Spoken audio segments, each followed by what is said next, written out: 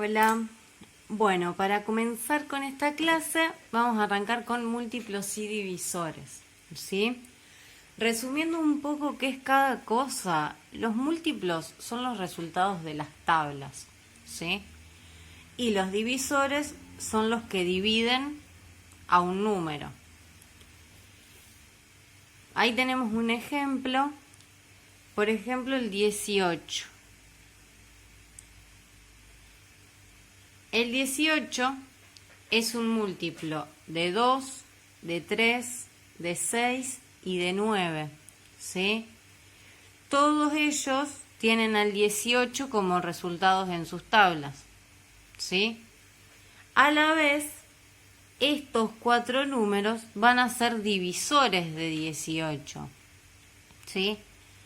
¿Cómo sé si son divisores o no? Justamente como lo tengo en la tabla como resultado, sé que van a ser divisores. Pero una de las formas de verificarlo es haciendo una división. Si yo hago 18 dividido 2, el resultado que me da tiene que ser un número entero, ¿sí? No puede tener coma. Entonces, así con todos me van a ir dando un resultado entero. Entonces, si a mí me pregunta, ¿el 18 es múltiplo de 2? Sí, es múltiplo de 2. Y ahora si me pregunta, ¿el 2 es divisor de 18? Sí, es divisor de 18, ¿sí? Lo verifico haciendo la cuenta si no me acuerdo las tablas. Otra forma de saber si son divisibles o no es usando los criterios, ¿sí? Los criterios arrancamos con el 2, ¿sí? ¿Por qué con el 2? Porque el 1 divide a todos los números. Entonces, ¿cuándo un número es divisible por 2? Si tengo la última cifra par.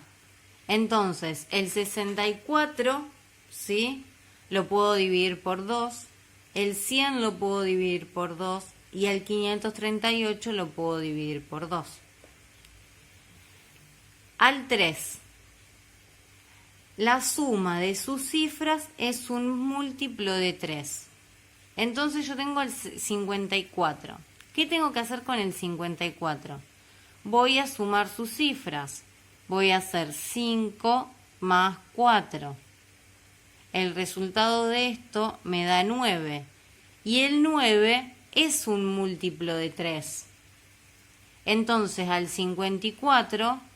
sí lo puedo dividir por 3. Veamos cuándo no. Por ejemplo, el 61. Yo hago 6 más 1, me da 7. El 7 no es un múltiplo de 3. No está en la tabla del 3. Entonces, no lo puedo, al 61 no lo puedo dividir por 3. Bueno, vamos con el criterio del 4. Las últimas dos cifras es un múltiplo de 4.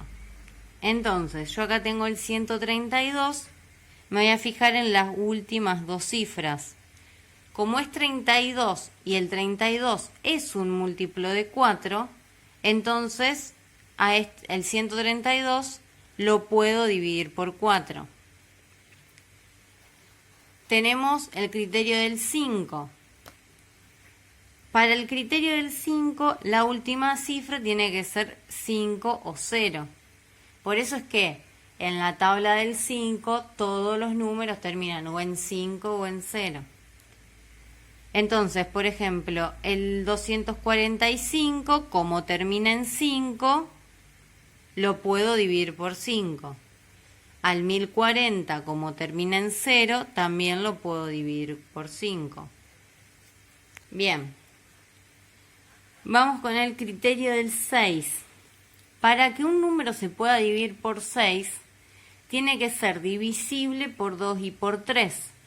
Entonces, ¿qué voy a hacer? Voy a aplicar el criterio del 2 y el criterio del 3. Ejemplo, tengo el 54. Como termina en un número par, ya sé que va a ser divisible por 2. Y para que sea divisible por 3, ¿qué tengo que hacer?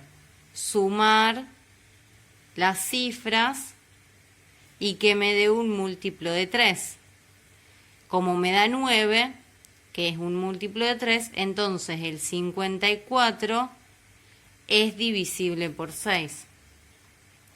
Bien, la del 8 y la del 7 y la del 8 no la vamos a dar, sí vamos a saltar directamente a la del 9. El 9 me dice, la suma de sus cifras es un múltiplo de 9. Es bastante parecida a la del 3, pero bueno, tiene que ser un múltiplo de 9. Entonces, sumo estas cifras.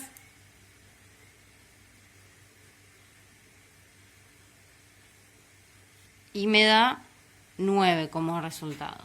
El 9 es un múltiplo de 9. Entonces, el 243 lo puedo dividir por 9.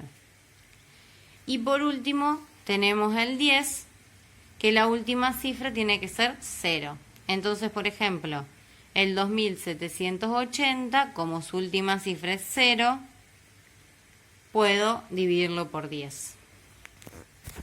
Continuamos y vamos a ver cuáles son los números primos y números compuestos. Los números primos son los que se dividen solamente por 1 y por sí mismos, ¿sí? Entonces, por ejemplo, el 2 es un número primo porque nada más lo puedo dividir por 2 y por 1. El 3 también es un número primo. El 5 es un número primo. El 7, el 11, ¿sí? Y así infinitamente. ¿Por qué entre el 3, del 3 salté al 5? Porque el 4 va a ser un número compuesto, es decir, tiene más de 2 divisores. El 4, ¿qué pasa? Lo puedo dividir por 4, ¿sí? Recuerden que todos los números se dividen por sí mismos. Lo puedo dividir por 2 y lo puedo dividir por 1. Entonces, cuando tengo más de 2 divisores, ya pasa a ser un número compuesto.